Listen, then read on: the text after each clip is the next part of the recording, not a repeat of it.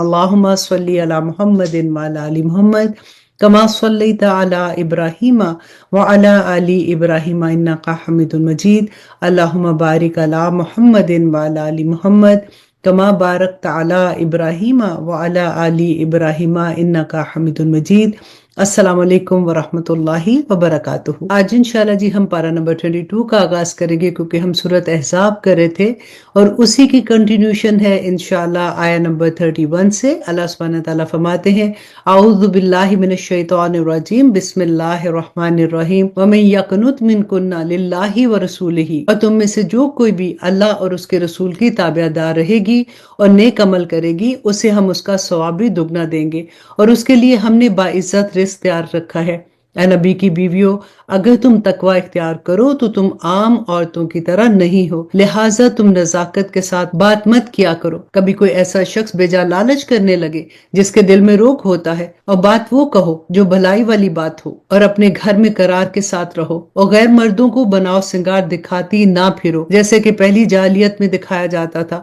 اور نماز قائم کرو اور زکوٰۃ ادا کرو اور اللہ اور اس کے رسول کی فرما برداری کرو. اے نبی کے اہل بیت، اللہ تو یہ چاہتا ہے کہ تم سے گندگی کو دور رکھے اور تمہیں ایسی پاکیزگی عطا کرے جو ہر طرح مکمل ہو. اور آیہ نمبر 34، اور تمہارے گھروں میں اللہ کی جو آیتیں اور حکمت کی جو باتیں سنائی جاتی ہیں ان کو یاد رکھو، یقین جانو کہ اللہ بہت باریک بین اور ہر بات سے باخبر ہے. بے شک فرما بردار مرد ہوں یا فرما بردار عورتیں، مومن مرد یا مومن عورتیں، عبادت گزار مرد ہوں یا عبادت گزار عورتیں، سچے مرد ہوں یا سچی عورتیں، صابر مرد ہوں یا صابر عورتیں، دل سے جھکنے والے مرد ہوں یا دل سے جھکنے والی عورتیں، صدقہ کرنے والے مرد ہوں یا صدقہ کرنے والی عورتیں، روزہ دار مرد ہوں یا روزہ دار عورتیں، اپنی شرم گاہوں کی حفاظت کرنے والے مرد ہوں یا حفاظت کرنے والی عورتیں، اور اللہ کا کثرت سے ذکر کرنے والے مرد ہوں یا ذکر کرنے والی عورتیں. ان سب کے لیے اللہ نے مغفرت اور شاندار اجر تیار کر رکھا ہے. اور آیہ نمبر 36، اور جب اللہ اور اس کا رسول کسی بات کا حتمی فیصلہ کر دے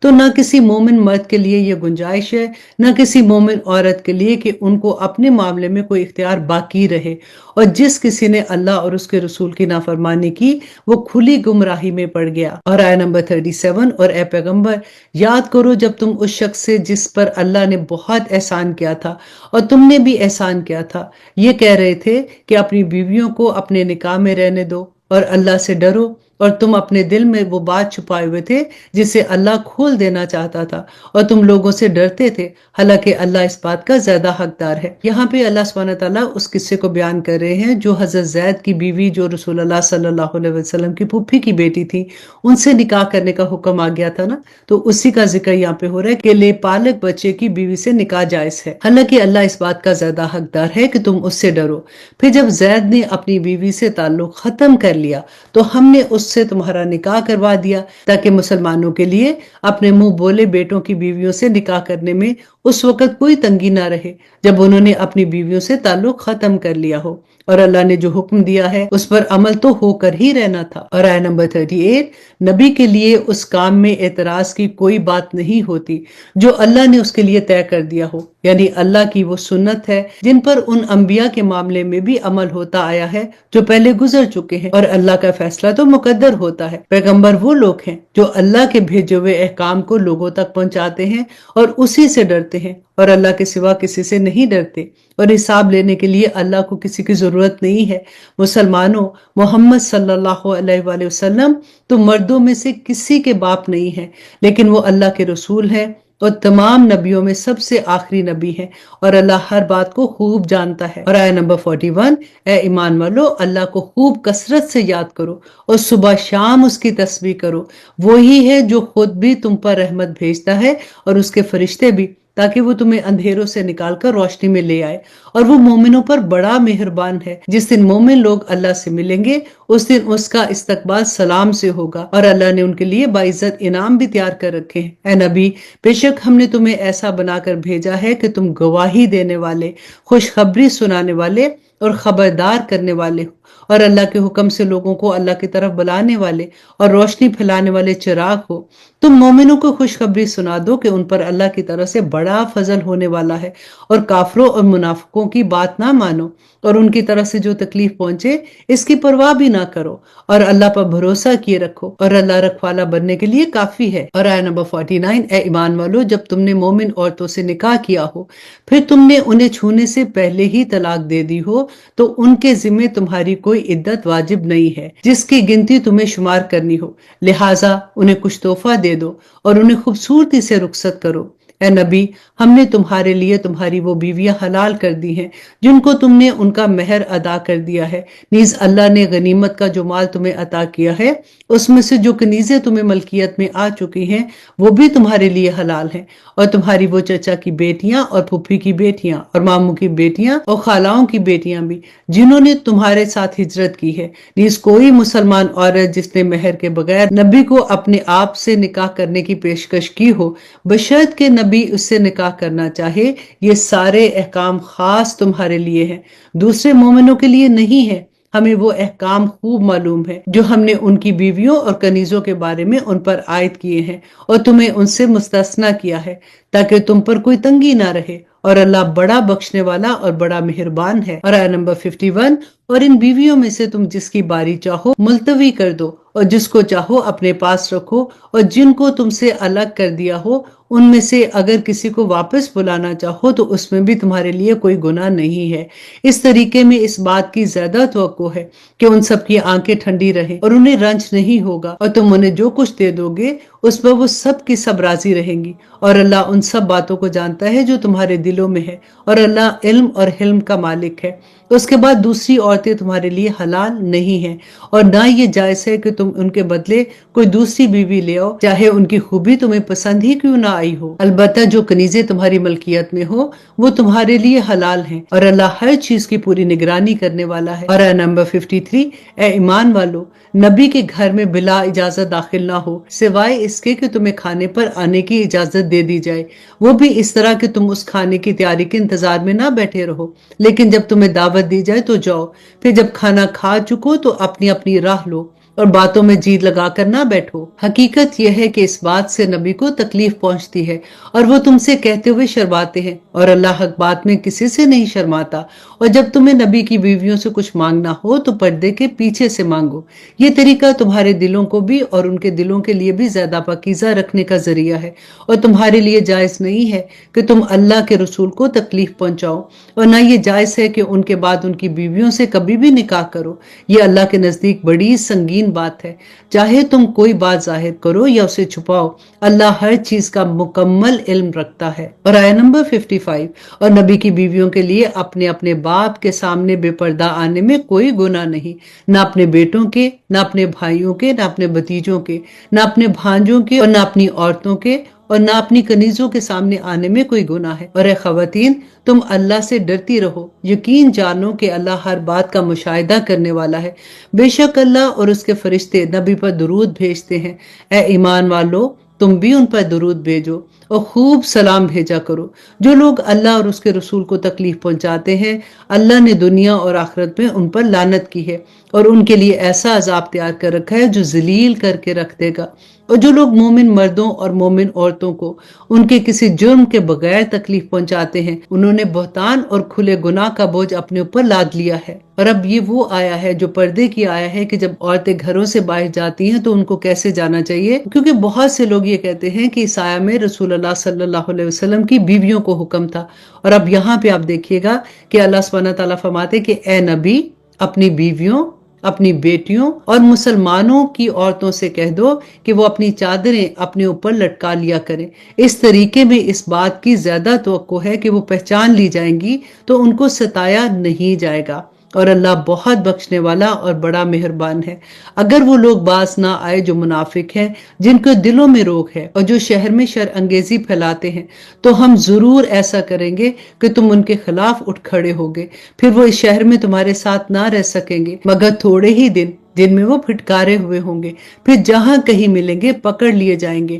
اور انہیں ایک ایک کر کے قتل کر دیا جائے گا۔ یہ اللہ کا وہ معمول ہے جس پر ان لوگوں کے معاملے میں بھی عمل ہوتا رہا ہے جو پہلے گزر چکے ہیں، اور تم اللہ کے معمول میں کوئی تبدیلی ہرگز نہیں پاؤ گے۔ لوگ تم سے قیامت کے بارے میں پوچھتے ہیں، کہہ دو کہ اس کا علم تو اللہ ہی کے پاس ہے، اور تمہیں کیا پتا شاید قیامت قریب ہی آ گئی ہو۔ اس میں کوئی شک نہیں کہ اللہ نے کافروں کو رحمت سے دور کر دیا ہے اور ان کے لیے بھڑکتی ہوئی آگ تیار ہے جس میں وہ ہمیشہ اس طرح رہیں گے کہ انہیں نہ تو کوئی حمایتی مل سکے گا اور نہ ہی کوئی مددگار۔ اور آیت نمبر 66، جس دن ان کے چہروں کو آگ میں الٹا پلٹا جائے گا، وہ کہیں گے کہ اے کاش ہم نے اللہ کی اطاعت کر لی ہوتی اور رسول کا کہنا مان لیا ہوتا، اور کہیں گے کہ اے ہمارے پروردگار، حقیقت یہ ہے کہ ہم نے اپنے سرداروں اور اپنے بڑوں کا کہنا مانا اور انہوں نے ہمیں راستے سے بھٹکا دیا۔ اے ہمارے پروردگار، ان کو دگنا عذاب دے اور ان پر ایسی لعنت کا جو بڑی بھاری لعنت ہو۔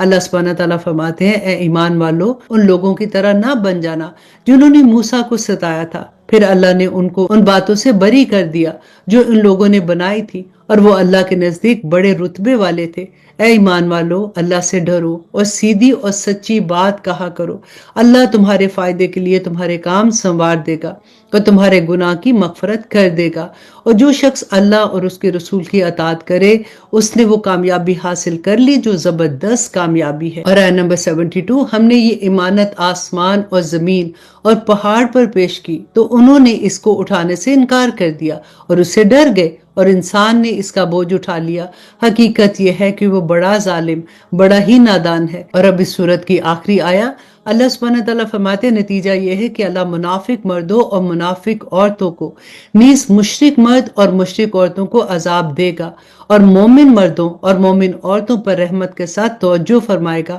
اللہ بڑا بخشنے والا اور بڑا مہربان ہے۔ الحمدللہ جی، یہاں پہ ہماری سورت احزاب ختم ہوتی ہے، اور اب شروع کرتے ہیں سورت سبا۔ تھوڑا سا اس کا تعارف دیکھ لیتے ہیں۔ اس سورت کا بنیادی موضوع اہل مکہ اور دوسرے مشرکین کو اسلام کے بنیادی عقائد کی دعوت دینا ہے۔ اس سلسلے میں ان کے اعتراضات اور شبہات کا جواب بھی دیا گیا ہے اور ان کو نافرمانی کے برے انجام سے ڈرایا گیا ہے۔ اس مناسبت سے ایک طرف حضرت داؤد اور حضرت سلیمان علیہ السلام کی اور دوسری طرف قوم سبا کی عظیم الشان حکومتوں کا ذکر فرمایا ہے۔ حضرت داؤد اور حضرت سلیمان علیہ السلام کو ایسی زبردست سلطنت سے نوازا گیا جس کی کوئی مثال نہیں ملتی ہے، لیکن ان برگزیدہ پیغمبروں کو کبھی اس سلطنت میں ذرہ برابر بھی غرور نہیں ہوا، اور وہ اپنی سلطنت کو اللہ سبحانہ تعالیٰ کا انعام سمجھ کر اللہ تعالیٰ کے حقوق ادا کرتے رہے اور اپنی حکومت کو اپنے بندوں کی فلاح و بہبود کے کاموں میں استعمال کرتے رہے۔ چنانچہ وہ دنیا میں بھی سرخرو ہوئے اور آخرت میں بھی ان کا اونچا مقام ہے۔ دوسری طرف قوم سبا کو جو یمن میں آباد تھی، اللہ سبحانہ تعالیٰ نے ہر طرح کی خوشحالی سے نوازا، لیکن انہوں نے ناشکری کی روش اختیار کی اور کفر و شرک کو فروغ دیا، جس کا نتیجہ یہ ہوا کہ ان پر اللہ کا عذاب آ گیا اور ان کی خوشحالی ایک قصہ بن کر رہ گئی۔ ان دونوں واقعات کا ذکر فرما کر یہ سبق دیا گیا ہے کہ اللہ سبحانہ تعالیٰ کی طرف سے کوئی اقتدار حاصل ہو یا دنیاوی خوشحالی نصیب ہو تو اس میں مگن ہو کر اللہ سبحانہ تعالیٰ کو بھلا بیٹھنا تباہی کو دعوت دینا ہے۔ اس سے مشرکین کے ان سرداروں کو متنبع کیا گیا ہے جو اپنے اقتدار کے گھمنڈ میں مبتلا ہو کر دین حق کے راستے میں روڑے اٹکاتے تھے۔ اعوذ باللہ من الشیطان الرجیم، بسم اللہ الرحمن الرحیم۔ شروع اللہ کے نام سے جو بڑا مہربان اور نہایت رحم کرنے والا ہے۔ یہ سورت بھی مکی سورہ ہے اور اس میں 54 آیات ہیں اور 6 رکوع ہیں۔ الحمدللہ الذی لہ ما فی السماوات و ما فی الارض، کہ تمام تعریفیں اس اللہ کی ہیں جس کی صفت یہ ہے کہ آسمان اور زمین میں جو کچھ ہے سب اسی کا ہے،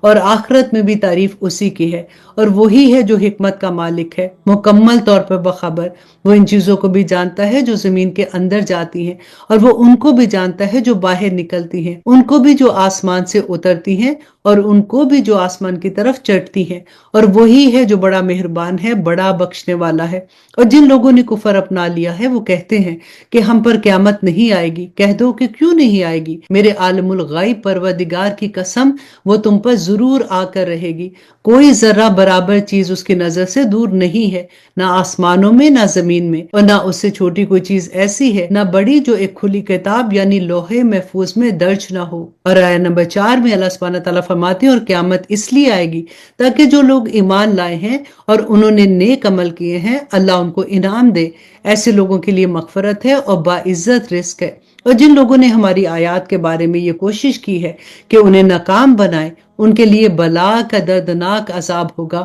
اور اے پیغمبر، جن لوگوں کو علم عطا ہوا ہے وہ خوب سمجھتے ہیں کہ تم پر تمہارے رب کی طرف سے جو کچھ نازل کیا گیا ہے وہ حق ہے، اور اس اللہ کا راستہ دکھاتا ہے جو اقتدار کا مالک ہے اور ہر تعریف کا مستحق ہے۔ اور یہ کافر لوگ ایک دوسرے سے کہنے لگے کیا ہم تمہیں ایک ایسے شخص کا پتہ بتائیں جو تمہیں یہ خبر دیتا ہے کہ جب تم مر کر بالکل ریزہ ریزہ ہو جاؤ گے اس وقت تم ایک نئے جنم میں آؤ گے۔ اور آیت نمبر 1 میں اللہ سبحانہ تعالیٰ فرماتے ہیں کہ رسول اللہ صلی اللہ علیہ وسلم کے بارے میں کہتے ہیں کہ پتہ نہیں کہ اس شخص نے اللہ پر جھوٹ باندھا ہے یا اسے کسی قسم کا جنون لاحق ہے۔ نہیں، بلکہ حقیقت یہ ہے کہ جو لوگ آخرت پر ایمان نہیں رکھتے وہ خود عذاب میں اور پرلے درجے کی گمراہی میں مبتلا ہیں۔ بھلا کیا ان لوگوں نے اس آسمان و زمین کو نہیں دیکھا جو ان کے آگے بھی موجود ہے اور ان کے پیچھے بھی؟ اگر ہم چاہیں تو ان کو زمین میں دھنسا دیں یا آسمان کے کچھ ٹکڑے ان پر گرا دیں۔ حقیقت یہ ہے کہ اس میں ہر اس بندے کے لیے ایک نشانی ہے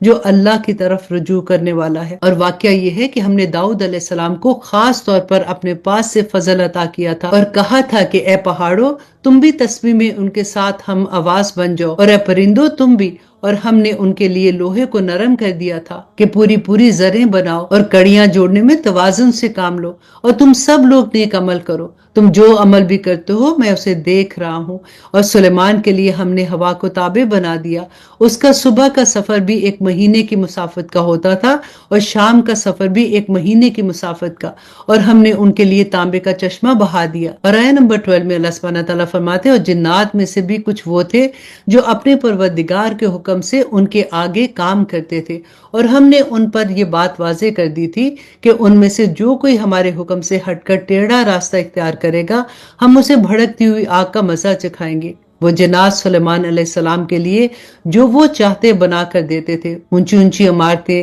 تصویریں، حوض جیسے بڑے بڑے لگن اور زمین میں جمی ہوئی دیگیں۔ اے داؤد کے خاندان والو، تم ایسے عمل کیا کرو جن سے شکر ظاہر ہو، اور میرے بندوں میں کم لوگ ہیں جو شکر گزار ہیں۔ پھر جب ہم نے سلیمان کی موت کا فیصلہ کیا تو ان جنات کو اس کی موت کا پتہ کسی اور نے نہیں دیا بلکہ زمین کے کیڑے نے دیا جو ان کے عصا کو کھا رہا تھا۔ اور آیت نمبر 14 چنانچہ جب وہ گر پڑے تو جنات کو معلوم ہوا کہ اگر وہ غائب کا علم جانتے ہوتے تو اس ذلت والی تکلیف میں مبتلا نہ رہتے۔ حقیقت یہ ہے کہ قوم سبا کے لیے خود اس جگہ ایک نشانی موجود تھی جہاں وہ رہا کرتے تھے۔ دائیں اور بائیں دونوں طرف باغوں کے 2 سلسلے تھے۔ اپنے پروردگار کا دیا ہوا رزق کھاؤ اور اس کا شکر بجا لاؤ۔ اللہ سبحانہ تعالیٰ فرماتے ہیں کہ اپنے پروردگار کا دیا ہوا رزق کھاؤ اور اس کا شکر بجا لاؤ۔ ایک تو شہر بہترین تھا اور دوسرا پروردگار بھی بخشنے والا۔ اور آیت نمبر 16 پھر بھی انہوں نے ہدایت سے منہ موڑ لیا، اس لیے ہم نے ان پر سیلاب چھوڑ دیا اور ان کے دونوں طرف کے باغوں کو 2 ایسے باغوں میں تبدیل کر دیا جو بد مزہ پھلوں، چھاؤ کے درختوں اور تھوڑی سی بیریوں پر مشتمل تھے۔ یہ سزا ہم نے ان کو اس لیے دی کہ انہوں نے ناشکری کی روش اختیار کی تھی، اور ایسی سزا ہم کسی اور کو نہیں بڑے بڑے ناشکروں کو ہی دیا کرتے ہیں۔ اور ہم نے ان کے اور ان کی بستیوں کے درمیان جن پر ہم نے برکتیں نازل کی تھی ایسی بستیاں بسا رکھی تھی جو دور سے نظر آتی تھی، اور ان میں سفر کو 90 تلے مرحلوں میں بانٹ دیا تھا، اور کہا تھا کہ ان بستیوں کے درمیان راتوں میں یا دن میں امن و امان کے ساتھ سفر کرو۔ اور آیت نمبر 19 اس پر وہ کہنے لگے کہ ہمارے پروردگار ہمارے سفر کی منزلوں کے درمیان دور دور کے فاصلے پیدا کر دے، اور یوں انہوں نے اپنی جانوں پر ستم ڈھایا جس کے نتیجے میں ہم نے انہیں افسانہ ہی افسانہ بنا دیا اور انہیں ٹکڑے ٹکڑے کر کے بالکل تتر بتر کر دیا۔ یقیناً اس واقعہ میں ہر اس شخص کے لیے بڑی نشانیاں ہیں جو صبر و شکر کے خوگر ہیں۔ اور واقعی ان لوگوں کے بارے میں ابلیس نے اپنا خیال درست پایا،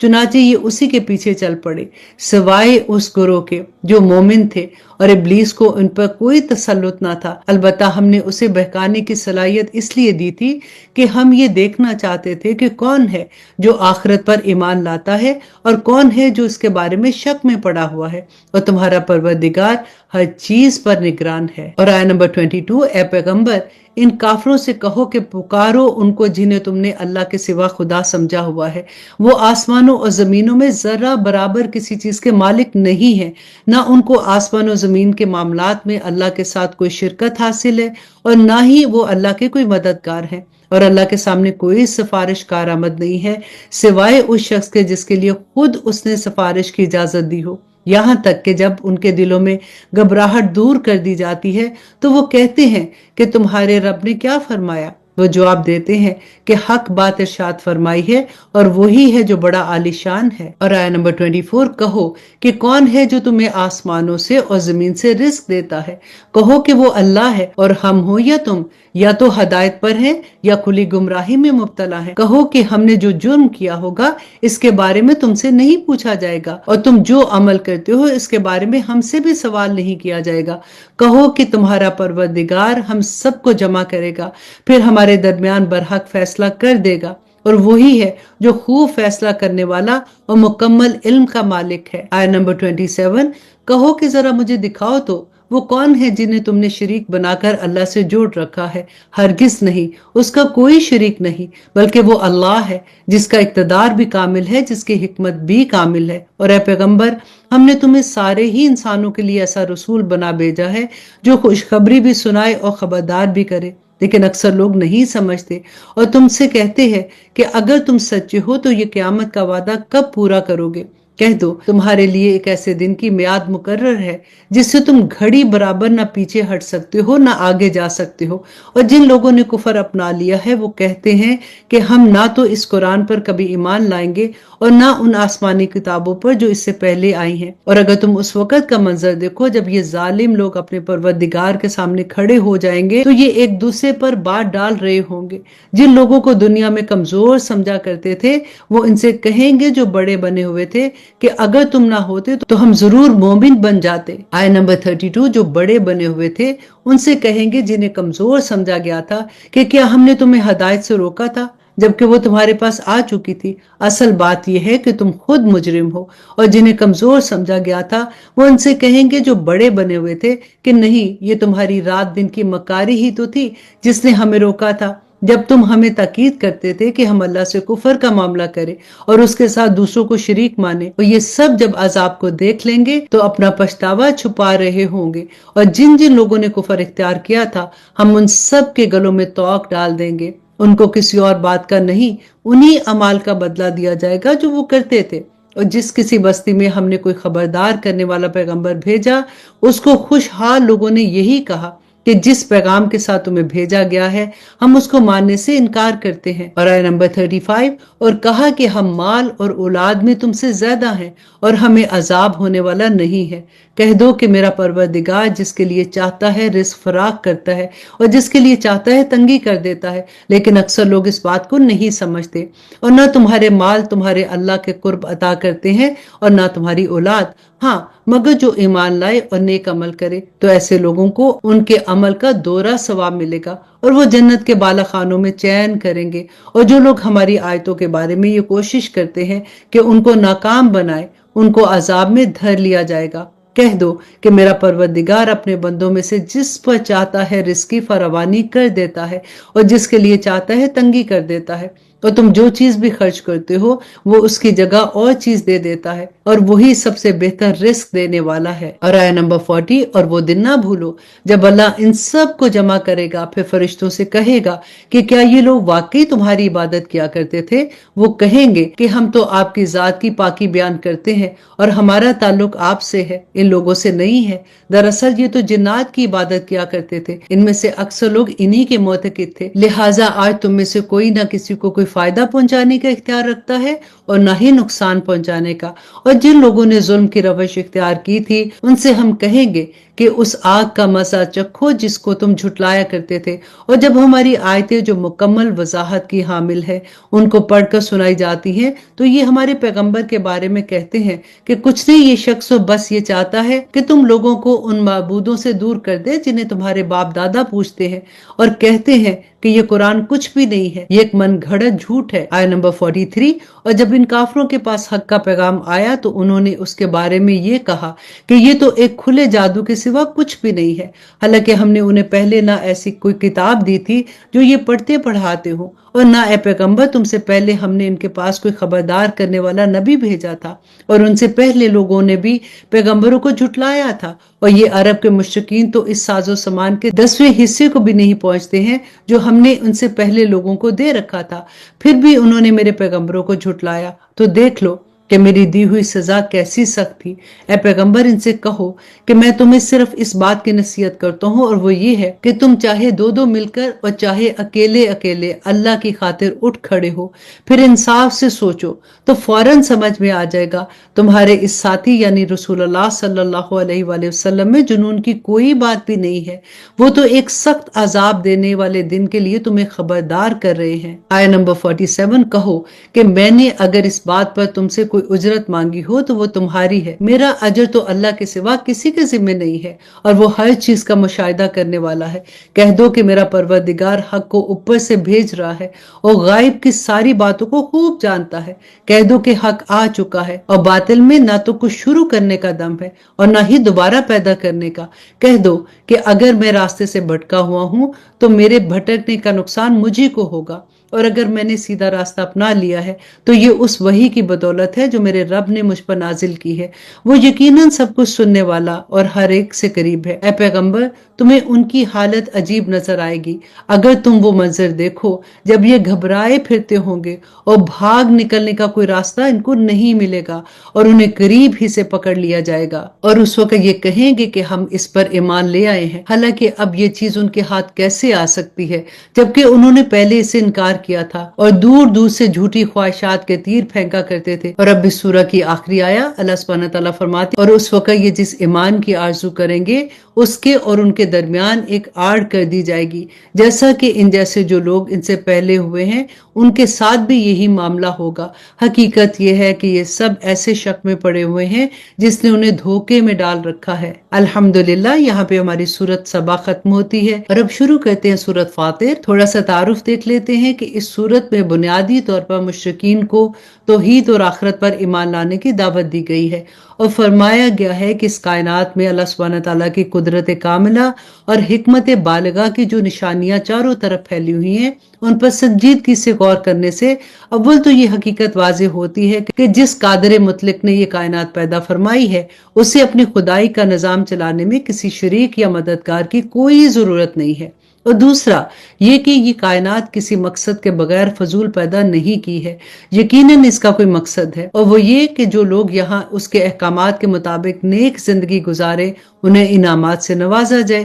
اور جو نافرمانی کرے ان کو سزا دی جائے، جس کے لیے آخرت کی زندگی ضروری ہے۔ تیسرا یہ کہ جو ذات کائنات کے اس عظیم الشان کارخانے کو عدم سے وجود میں لے کر آئی ہے اس کے لیے اس کو ختم کر کے نئے سرے سے آخرت کا عالم پیدا کرنا کوئی مشکل کام نہیں ہے جسے ناممکن سمجھ کر ان کا انکار کیا جائے، اور جب یہ حقیقتیں مان لی جائیں تو اس سے خود بخود یہ بات ثابت ہو سکتی ہے کہ جب اللہ سبحانہ تعالیٰ کو یہ منظور ہے کہ اس کی دنیا میں انسان اس کی مرضی کے مطابق زندگی گزارے تو ظاہر ہے کہ اپنی مرضی لوگوں کو بتانے کے لیے اس نے رہنمائی کا کوئی سلسلہ تو ضرور جاری فرمایا ہوگا۔ اسی سلسلے کا نام رسالت، نبوت یا پیغمبری ہے، اور رسول اللہ صلی اللہ علیہ وآلہ وسلم اس سلسلے کی آخری کڑی ہیں۔ اس صورت میں آپ کو یہ تسلی بھی دی گئی ہے کہ اگر کافر لوگ آپ کی بات نہیں مان رہے تو اس میں آپ پر کوئی ذمہ داری عائد نہیں، بلکہ آپ کا فریضہ صرف اتنا ہے کہ لوگوں تک حق کا پیغام پہنچا دیں،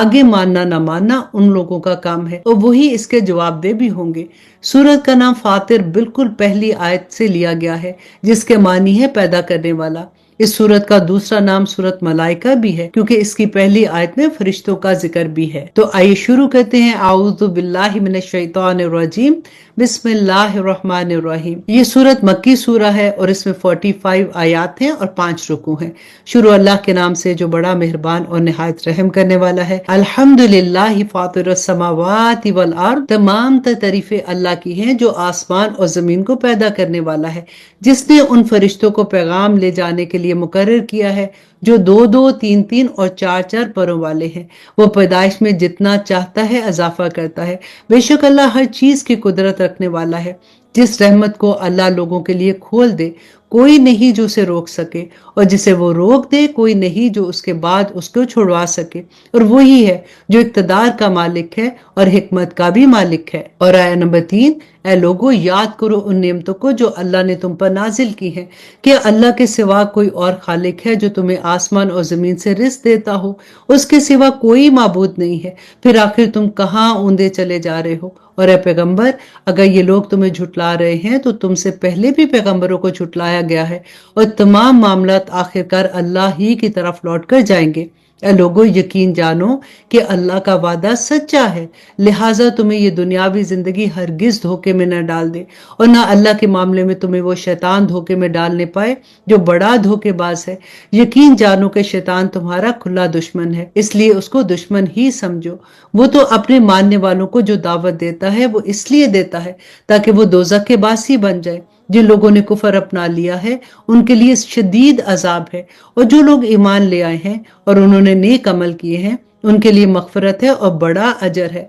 बताओ भला कि जिस शख्स की नजरों में उसकी बदअमली ही खुशनुमा बनाकर पेश कर दी गई हो और जिसकी बना पर वो इस बदअमली को अच्छा समझता हो, वो नेक आदमी के बराबर कैसे हो सकता है? और आया नंबर 8, क्योंकि अल्लाह जिसको चाहता है रास्ते से भटका देता है और जिसको चाहता है ठीक रास्ते पर पहुंचा देता है। लिहाजा पैगंबर, ऐसा ना हो कि इन काफरों पर अफसोस के मारे तुम्हारी जान ही जाती रहे। यकीन रखो कि जो कुछ ये कर रहे हैं अल्लाह उसे खूब जानता है। अल्लाह ही है जो हवाओं को भेजता है, फिर वो बादलों को उठाती हैं और फिर हम उन्हें चलाकर ऐसे शहर की तरफ ले जाते हैं जो कहर से मुर्दा हो चुका होता है। फिर हम उस बारिश के जरिए मुर्दा जमीन को नई जिंदगी अता करते हैं। बस इसी तरह इंसानों की भी दूसरी जिंदगी होगी। जो शख्स इज्जत हासिल करना चाहता हो तो तमाम की तमाम इज्जत अल्लाह के कब्जे में है। पाकीज़ा कलमा उसी की तरफ चढ़ता है और नेक अमल उसको ऊपर उठाते हैं। और जो लोग बुरी बुरी मकारियां कर रहे हैं उनको सख्त अजाब होगा,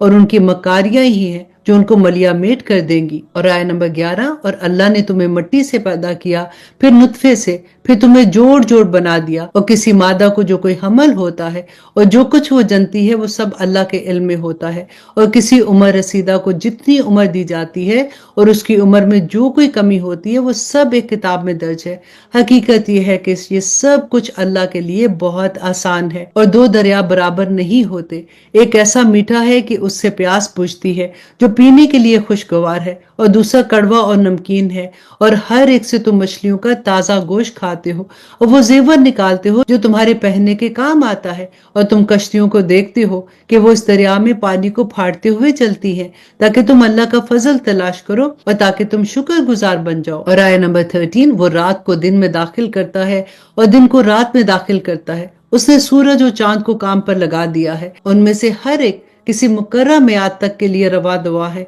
यह है अल्लाह जो तुम्हारा परवरदिगार है, सारी बादशाही उसी की है। और उसे छोड़कर जिन झूठे खुदाओं को तुम पुकारते हो वो खजूर की गुठली के छिलके के बराबर भी कोई इख्तियार नहीं रखते हैं। अगर तुम उनको पुकारोगे तो वो तुम्हारी पुकार भी नहीं सुन सकते, और अगर सुन भी ले तो तुम्हें कोई जवाब भी नहीं दे सकते। और क़यामत के दिन वो खुद तुम्हारे शिर्क की तरदीद करेंगे। और जिस जात को तमाम बातों की मुकम्मल खबर है उसके बराबर तुम्हें कोई और सही बात नहीं बताएगा। ऐ लोगो, तुम सब अल्लाह के मोहताज हो और अल्लाह तो बेनियाज है, हर तारीफ का बजाते खुद मुस्तहिक है। अगर वो चाहे तो तुम सब को फना कर दे और एक नई मखलूक वजूद में ले आए, और ये काम अल्लाह सुब्हानहू तआला के लिए कोई मुश्किल नहीं है। और आया नंबर 18, और कोई बोझ उठाने वाला किसी दूसरे का बोझ नहीं उठाएगा, और जिस किसी पर बोझ लादा हुआ हो वो अगर किसी और को इसके उठाने की दावत देगा तो उसमें से कुछ भी नहीं उठाया जाएगा, चाहे वो जिसे बोझ उठाने की दावत दी गई थी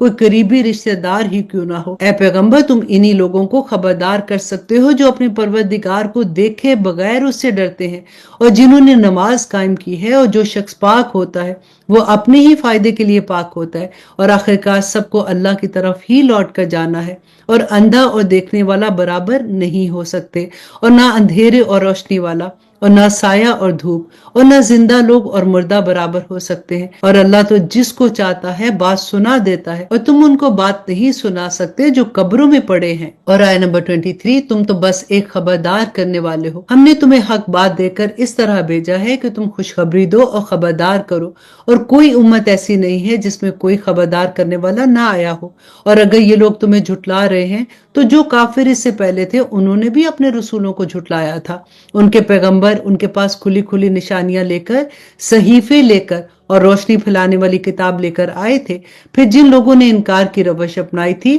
میں نے انہیں پکڑ لیا، اور اب دیکھو کہ میری سزا کیسی ہولناک تھی۔ کیا تم نے نہیں دیکھا کہ اللہ نے آسمان سے پانی اتارا، پھر ہم نے اس کے ذریعے رنگ برنگ کے پھول اگائے، اور پہاڑوں میں سے بھی ایسے ٹکڑے ہیں جو رنگ برنگ کے سفید اور سرخ ہیں، اور کالے اور سیاہ بھی، اور انسانوں اور جانوروں، اور چوپاؤں میں بھی ایسے ہیں جن کے رنگ مختلف ہیں۔ اللہ سے اس کے بندوں میں سے وہی ڈرتے ہیں جو علم رکھتے ہیں، یقیناً اللہ صاحب اقتدار بھی ہے اور بہت بخشنے والا بھی۔ اور آیت نمبر 29، اور جو لوگ اللہ کی کتاب کی تلاوت کرتے ہیں اور جنہوں نے نماز کی پابندی کر رکھی ہے، ہم نے انہیں جو رزق دیا ہے اس میں سے وہ نیک کاموں میں خفیہ اور اعلانیہ خرچ کرتے ہیں۔ وہ ایسی تجارت کے امیدوار ہیں جو کبھی نقصان نہیں اٹھائے گی، تاکہ اللہ ان کے پورے اجر ان کو دے اور اپنے فضل سے اور زیادہ بھی دے۔ یقیناً وہ بہت بخشنے والا اور بڑا قدردان ہے۔ اور اے پیغمبر، ہم نے تمہارے پاس وحی کے ذریعے جو کتاب بھیجی ہے وہ سچی ہے، جو اپنے سے پہلی کتابوں کی تصدیق کرتی ہوئی آئی ہے۔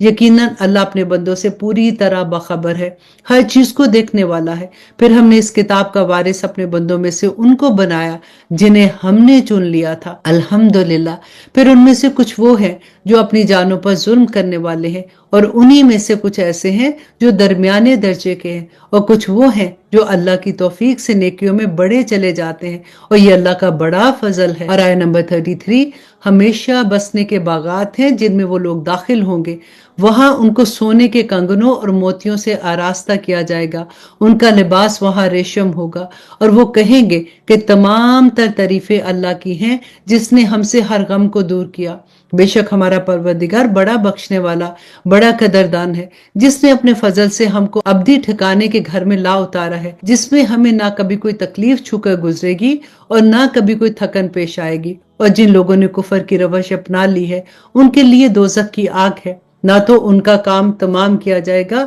اور نہ ہی وہ مریں گے، اور نہ ان سے دوزخ کا عذاب ہلکا کیا جائے گا۔ ہر نہ شکر کافر کو ہم ایسی ہی سزا دیتے ہیں۔ اور آیت نمبر 37، اور وہ اس دوزخ میں چیخ و پکار مچائیں گے کہ اے ہمارے پروردگار، ہمیں باہر نکال دے تاکہ ہم جو پہلے کام کرتے تھے انہیں چھوڑ کر نیک عمل کریں۔ ان سے جواب میں کہا جائے گا کہ بھلا کیا ہم نے تمہیں اتنی عمر نہیں دی تھی کہ جس کسی کو بھی اس میں سوچنا سمجھنا ہوتا وہ سوچ سمجھ لیتا، اور تمہارے پاس خبردار کرنے والا بھی تو آیا تھا۔ اب مزہ چکھو، کیونکہ کوئی نہیں ہے جو ایسے ظالموں کا مددگار بنے۔ بے شک اللہ آسمان و زمین کی پوشیدہ چیزوں کا علم رکھتا ہے، بے شک وہ سینوں میں چھپی ہوئی باتوں کو خوب جانتا ہے۔ وہی ہے جس نے تمہیں زمین میں پچھلے لوگوں کا جانشین بنایا۔ اب جو شخص کفر کرے گا تو اس کا کفر اسی پر پڑے گا۔ ان کے پروردگار کے پاس غضب کے سوا کسی اور چیز میں اضافہ نہیں کرتا، اور کافروں کو ان کے کفر سے خسارے کے سوا کسی چیز میں ترقی حاصل نہیں ہوتی۔ اور آیت نمبر 40، اے پیغمبر ان سے کہو، بھلا بتاؤ کہ تم اللہ کو چھوڑ کر اپنے جن من گھڑت شریکوں کی پوجا کرتے ہو، ذرا مجھے دکھاؤ کہ انہوں نے زمین کا کون سا حصہ پیدا کیا ہے، یا آسمان کی پیدائش میں ان کی کون سی شراکت ہے، یا پھر ہم نے انہیں کون سی کتاب دے رکھی ہے جس کی کسی واضح ہدایت پر یہ لوگ قائم ہیں؟ نہیں، بلکہ یہ ظالم لوگ ایک دوسرے کو خالص دھوکے کی یقین دہانی کراتے آئے ہیں۔ حقیقت یہ ہے کہ اللہ نے آسمانوں اور زمینوں کو تھام رکھا ہے کہ وہ اپنی جگہ سے ٹلے نہیں، اور اگر وہ ٹل جائیں تو اس کے سوا کوئی نہیں جو انہیں تھام سکے۔ یقیناً اللہ بڑا بردبار اور بڑا بخشنے والا ہے۔ اور آیت نمبر 42، اور انہوں نے پہلے اللہ کی بڑے زوروں میں قسمیں کھائی تھی کہ اگر ان کے پاس کوئی خبردار کرنے والا پیغمبر آیا تو وہ ہر دوسری امت سے زیادہ ہدایت قبول کرنے والے ہوں گے، مگر جب ان کے پاس ایک خبردار کرنے والا آ گیا تو ان کے آنے سے ان کی حالت میں اور کوئی ترقی نہ ہوئی سوائے اس کے کہ یہ حق کے راستے سے اور زیادہ دور بھاگنے لگے، اس لیے کہ انہیں زمین میں اپنی بڑائی کا گھمنڈ تھا اور انہوں نے حق کی مخالفت میں بری بری چالیں چلنی شروع کر دی تھی، حالانکہ بری چالیں کسی اور کو نہیں خود اپنے چلنے والوں کو ہی گھیر لیتی ہیں۔ اور آیت نمبر 43 میں اللہ سبحانہ تعالیٰ فرماتے ہیں کہ اب یہ لوگ اس دستور کے سوا کس بات کے منتظر ہیں جس پر پچھلے لوگوں کے ساتھ عمل ہوتا آیا ہے۔ اگر یہ بات ہے تو تم اللہ کی طے شدہ دستور میں کبھی کوئی تبدیلی نہیں پاؤ گے اور نہ تم اللہ کے طے شدہ دستور کو کبھی ٹلتا ہوا پاؤ گے۔ اور کیا ان لوگوں نے زمین میں کبھی سفر نہیں کیا جس سے وہ یہ دیکھتے کہ جو لوگ اس سے پہلے گزرے ہیں ان کا انجام کیسا ہوا، جبکہ وہ طاقت میں ان سے کہیں زیادہ مضبوط تھے؟ اور اللہ ایسا نہیں ہے کہ آسمان یا زمین کی کوئی چیز اسے عاجز کر سکے، بے شک وہ علم کا بھی مالک ہے اور قدرت کا بھی مالک ہے۔ اور اب اس سورہ کی آخری آیا، اور اگر اللہ لوگوں کے ہر کرتوت پر ان کی پکڑ کرنے لگتا تو اس زمین کی پشت پر کسی چلنے والے کو نہ چھوڑتا، لیکن وہ ایک مقررہ مدت تک کے لیے ان کو مہلت دے رہا ہے، پھر جب ان کا مقررہ وقت آ جائے گا تو اللہ اپنے بندوں کو خود دیکھ لے گا۔ الحمدللہ، یہاں پہ ہماری سورت فاتر مکمل ہوتی ہے۔ اب شروع کرتے ہیں سورت یاسین اور تھوڑا سا تعارف دیکھ لیتے ہیں۔ اس سورت میں اللہ سبحانہ تعالیٰ نے اپنی قدرت کاملہ اور حکمت بالغہ کی وہ نشانیاں بیان فرمائی ہیں جو نہ صرف پوری کائنات بلکہ خود انسان کے اپنے وجود میں پائی جاتی ہیں۔ اللہ سبحانہ تعالیٰ کی اس قدرت کے مظاہر سے ایک طرف تو یہ بات واضح ہوتی ہے کہ جو ذات اتنی قدرت اور حکمت کا مالک ہے اس کو اپنی خدائی کا نظام چلانے کے لیے کسی شریک کی ضرورت نہیں ہے اور نہ کسی مددگار کی، اس لیے وہ اور صرف وہ عبادت کے لائق ہے۔ اور دوسری طرف قدرت کی نشانیوں سے یہ بات بھی ظاہر ہوتی ہے کہ جس ذات نے یہ کائنات اور اس کا نظام پیدا کیا ہے اس کے لیے یہ بات کچھ مشکل نہیں ہے کہ وہ انسان کو مرنے کے بعد انہیں دوسری زندگی عطا فرمائے۔ اسی طرح قدرت کی نشانیوں سے توحید اور آخرت کا عقیدہ واضح طور پر ثابت ہو جاتا ہے۔ رسول اللہ صلی اللہ علیہ وسلم لوگوں کو یہی دعوت دینے کے لیے تشریف لائے ہیں کہ وہ ان نشانیوں پر غور کر کے اپنے عقیدہ اور عمل کو درست کر لے۔ اس کے باوجود اگر کچھ لوگ اس دعوت کو قبول نہیں کر رہے ہیں تو وہ اپنا نقصان کر رہے ہیں، کیونکہ اس کے نتیجے میں وہ اللہ سبحانہ تعالیٰ کی طرف سے عذاب کے مستحق بن رہے ہیں۔ اس سلسلے میں آیت نمبر 13 سے 29 تک ایک ایسی قوم کا ذکر ہے جس نے حق کی دعوت کو قبول نہیں کیا بلکہ حق کے دائیوں کے ساتھ ظلم اور بربریت کا معاملہ کیا، جس کے نتیجے میں حق کے دائی کا انجام تو بہترین ہوا لیکن حق کے یہ منکر اللہ سبحانہ تعالیٰ کے عذاب کی پکڑ میں آ گئے۔ چنانچہ اس صورت میں اسلام کے بنیادی عقائد کو بڑے فصیح و بلیغ اور جامع انداز میں بیان فرمایا گیا ہے۔ اسی لیے رسول اللہ صلی اللہ علیہ وسلم نے فرمایا تھا کہ یہ سورت قرآن کا دل ہے۔ شروع کرتے ہیں اعوذ باللہ من الشیطان الرجیم، بسم اللہ الرحمن الرحیم۔ یہ سورت مکی سورہ ہے اور اس میں 83 آیات ہیں اور 5 رکوع ہیں۔ یاسین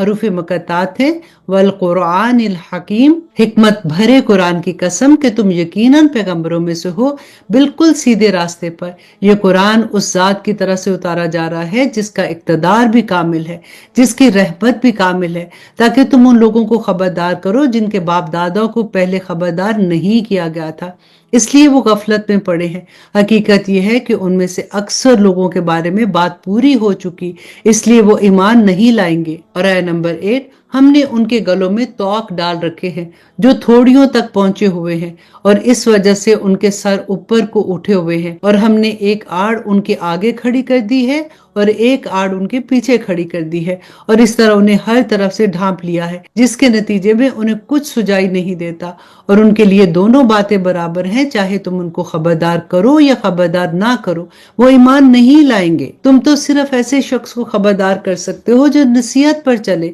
اور خدائے رحمان کو دیکھے بغیر اس سے ڈرے، چنانچہ ایسے شخص کو تم مغفرت اور باعزت اجر کی خوشخبری سنا دو۔ یقیناً ہم ہی مردوں کو زندہ کریں گے، اور جو کچھ عمل انہوں نے آگے بھیجے ہیں ہم ان کو بھی لکھتے جاتے ہیں، اور ان کے کاموں کے جو اثرات ہیں ان کو بھی، اور ہم نے ایک واضح کتاب میں ہر چیز کا پورا احاطہ کیا ہوا ہے۔ اور آیت نمبر 13، اور اے پیغمبر تم ان کے سامنے ایک بستی والوں کی مثال پیش کرو جب ان کے پاس رسول آئے تھے، جب ہم نے ان کے پاس شروع میں 2 رسول بھیجے تو انہوں نے دونوں کو جھٹلایا، پھر ہم نے ایک تیسرے کے ذریعے اس کی تائید کی، اور ان سب نے کہا کہ یقین جانو ہمیں تمہارے پاس رسول بنا کر بھیجا گیا ہے۔ انہوں نے کہا کہ تمہاری حقیقت اس کے سوا کچھ بھی نہیں ہے کہ تم ہمیں جیسے آدمی ہو، اور خدائے رحمان نے کوئی چیز نازل نہیں کی ہے، اور تم سراسر جھوٹ بول رہے ہو۔ اور آیت نمبر 16، ان رسولوں نے کہا کہ ہمارا پروردگار خوب جانتا ہے کہ ہمیں واقعی تمہارے پاس رسول بنا کر بھیجا گیا ہے،